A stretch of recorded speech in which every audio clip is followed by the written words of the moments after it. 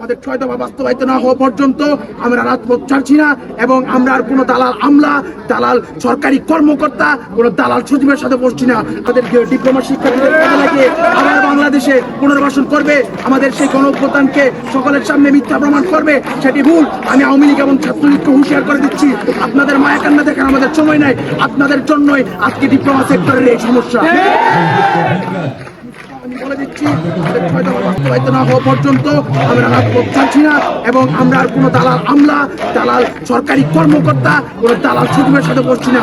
আমরা সরাসরি প্রধান উপদেষ্টা ডক্টর ইউনূসের সাথে বসতে চাই এবং আমাদের এই 6 দফা বাস্তবায়িত করতে চাই। ইনকিলাব জিন্দাবাদ।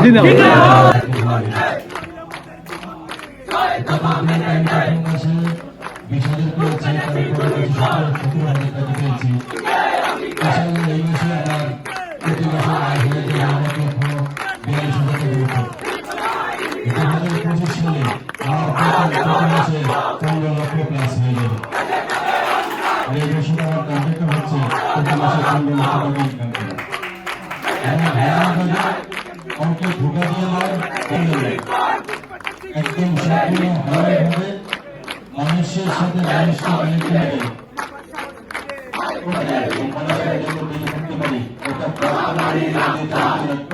আমরা তার সঙ্গে থাকবো এবং